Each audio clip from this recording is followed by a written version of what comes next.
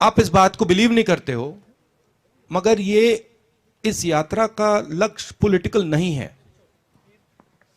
इस यात्रा का लक्ष्य देश को याद दिलाना, इस देश की नेचर क्या है, इस देश की संस्कृति क्या है, इस देश का इतिहास क्या है, इस देश का डीएनए क्या है, यह है इस यात्रा का लक्ष्य। अब उसमें पॉलिटिकल रिपरकशंस हों तो होंगे। नमस्कार दोस्तों, आप देख रहे हैं यूपी न्यूज और मैं हूं अनूप श्रीवास्तव। दोस्तों, एक बार फिर बात करेंगे आज राहुल गांधी और उनकी भारत जोड़ो यात्रा की। जैसा कि आपको पता है कि राहुल गांधी की भारत जोड़ो यात्रा इस वक्त मध्य प्रदेश से गुजर रही है। राहुल गांधी की भारत जोड़ो यात्रा 23 नवंबर को मध्य प्रदेश में प्रवेश की थी। अब 6 दिन हो चुके हैं और इस अभी अगले एक हफ्ते तक 10 दिन तक और रहेगी। कुल 400 किलोमीटर की यात्रा तय करेगी और कल जो है वो इंदौर पहुंची थी और आज सुबह जो है महू से जो है वो एक यात्रा फिर शुरू हुई और आज ही राहुल गांधी की प्रेस कॉन्फ्रेंस हुई। तो सबसे पहले आपने सुना हो, राहुल गांधी की बाइट आपने सुनी जिसमें वो कह रहे हैं कि उनकी यात्रा का मकसद बिल्कुल भी पॉलिटिकल नहीं है, वो राजनीतिक नहीं है और वो सिर्फ करुणा, प्रेम, दया, भाईचारा और आपसी विश्वास, ये संदेश जो है, ये जो आत्मा है भारतीय समाज की, इसी का संदेश लेकर वो निकले हैं। उनकी यात्रा निकली है और वो इसी बात को जन जन तक फैलाना चाहते हैं।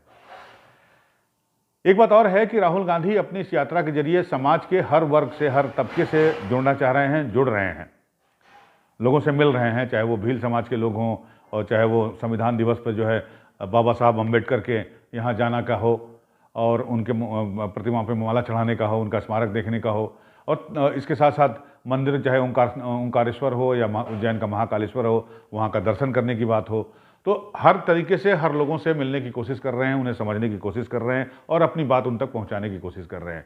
लेकिन कल जिस तरह का रिस्पांस मिला है उनकी यात्रा को इंदौर में और जिस तरह से भीड़ पागल होकर उनके पीछे भागी है, लोग भागे हैं, बच्चे, बूढ़े और जवान, उससे बड़ा बल मिला है इस भारत यात्रा को और उससे कांग्रेस की बाछें खिल गई हैं, खासकर मध्य प्रदेश कांग्रेस की।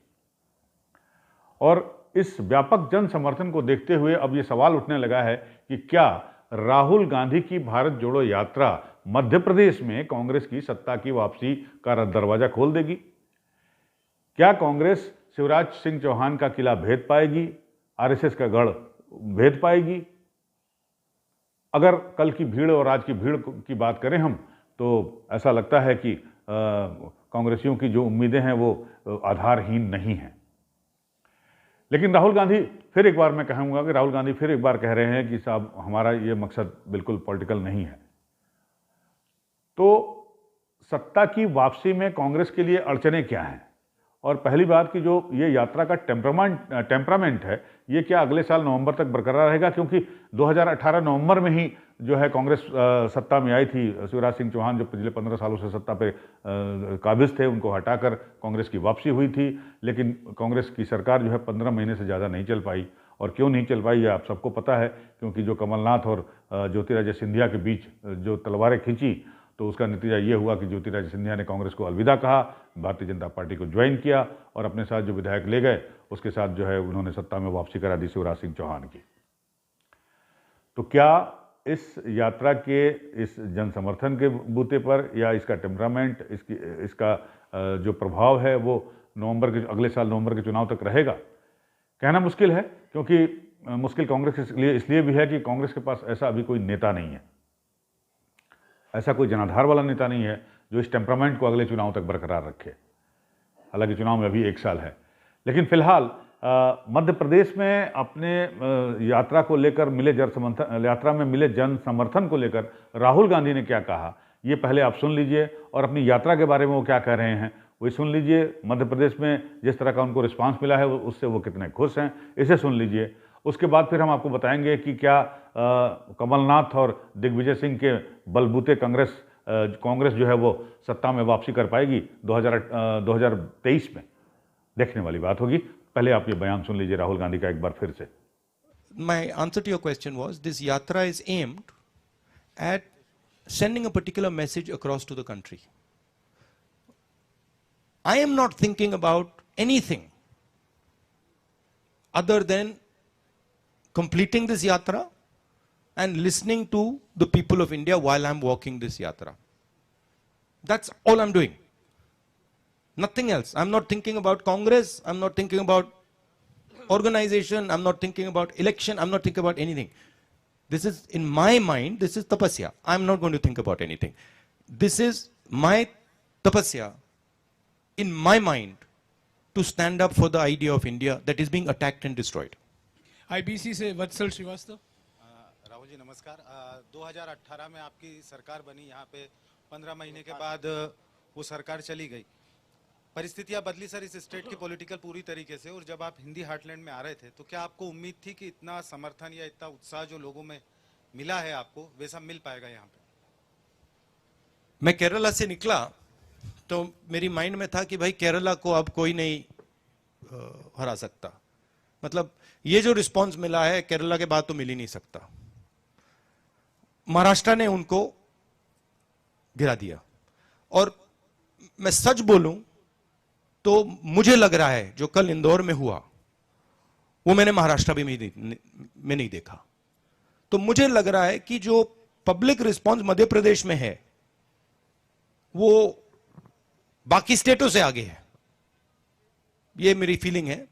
और मध्य प्रदेश के लोगों के दिमाग में, माइंड में ये यात्रा बहुत गहरी घुस गई है। तो सुना आपने कि राहुल गांधी ने कहा कि उनकी भारत जोड़ो यात्रा का एक गहरा असर जो है वो मध्य प्रदेश में हुआ है। यानी मध्य प्रदेश में जो रिस्पांस मिला है उनकी यात्रा को लेकर, उसने कांग्रेस में एक नई जान फूंकी है और एक उम्मीद का एक दिया जला दिया है। और राहुल गांधी को भी ये काफ़ी अच्छा लगा और काफ़ी खुश दिखाई दे रहे हैं वो। लेकिन मंजिल इतनी आसान संभवतः कांग्रेस के लिए अभी तो आज की तारीख में नहीं है। और सिर्फ भारत जोड़ो यात्रा के जरिए कांग्रेस, मुझे नहीं लगता कि सत्ता तक पहुंच पाएगी। आरएसएस का गढ़ माना जाता है मध्य प्रदेश, उसे ये भेद पाएगी। शिवराज सिंह चौहान को जो वो है सत्ता से पदच्युत कर पाएगी। ले देखिए, कांग्रेस में मध्य प्रदेश में दो नेता हैं, एक कमलनाथ और एक दिग्विजय सिंह। दिग्विजय सिंह इस पूरी भारत जोड़ो यात्रा का वो काम धाम देख रहे हैं, वो साथ में बराबर लगे हुए हैं जब से यात्रा शुरू हुई है, और वही इसके इंचार्ज भी हैं। और कमलनाथ भी उनके साथ थे। आज प्रेस कॉन्फ्रेंस में जो 7वीं प्रेस कॉन्फ्रेंस राहुल गांधी की हुई आज इस पूरी यात्रा के दौरान, तो उसमें भी कमलनाथ भी थे। तो ये दो बड़े नाम हैं मध्य प्रदेश में। अगर कांग्रेस की बात करें तो उसमें से भी जो जानकार हैं मध्य प्रदेश की राजनीति के, उनका ये कहना है कि ये दोनों नाम जो हैं अब उतने प्रासंगिक नहीं हैं, उतने मजबूत नहीं हैं, उतने जनाधार वाले नहीं हैं जो कि कांग्रेस को जो है वो सत्ता में वापसी करा सकें या कराने में कामयाब हो पाएंगे। वजह भी इसकी है कि कमलनाथ का एक अलग छवि है कमलनाथ की, और कमलनाथ बहुत बड़े नेता नहीं है, जमीन के एक बहुत बड़े नेता नहीं माने जाते हैं अगर मध्य प्रदेश की बात करें तो।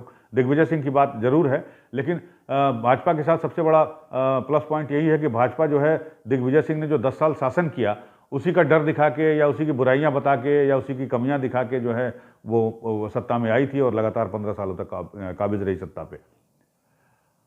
दिग्विजय सिंह की बात अगर करें तो दिग्विजय सिंह समाजवादी पार्टी के शिवपाल यादव की तरह कांग्रेस के नेता हैं वो मध्य प्रदेश में। दिग्विजय सिंह एक ऐसे नेता हैं जो कांग्रेस के संगठन पर अच्छी खासी पकड़ रखते हैं, और शिवपाल सिंह यादव जिस तरह से अपने हर जिले के पदाधिकारियों को, ब्लॉक प्रमुख को और पंचायत के पदाधिकारियों को नाम से पहचानते हैं, उनके जिले से पहचानते हैं, ठीक उसी प्रकार दिग्विजय सिंह भी जो है पूरे मध्य प्रदेश के कार्यकर्ताओं को, संगठन के नेताओं को, जिले के पदाधिकारियों को, पंचायत, तालुका और ब्लॉक के लोगों को जो है नाम से जानते हैं, या उनकी संगठन पर ठीक ठाक पकड़ है। लेकिन दिग्विजय सिंह के साथ दो बातें हैं। एक तो पहली बात कि उनकी उम्र भी हो चुकी है, और दूसरी बात कि जितने भी ये कहा जाता है कि जो भी नेता उभरा पिछले 20, 25, 30 सालों में, उससे दिग्विजय के विरोध का सामना करना पड़ा, या दिग्विजय के चलते जो है वो हाशिए पे चला गया। एक एग्जाम्पल है मध्य प्रदेश में, एक जगह है मालवा। मालवा एक बड़ा ही राजनीतिक दृष्टि से मजबूत जिला माना जाता है या क्षेत्र माना जाता है।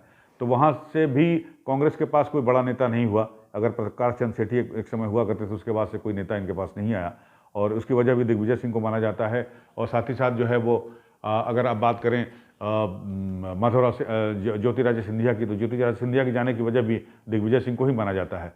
तो ऐसा फिलहाल अभी नहीं दिखता कि दिग्विजय सिंह अपने बूते पर जो है, या कमलनाथ अपने बूते पर कांग्रेस की सत्ता में वापसी करा पाएंगे।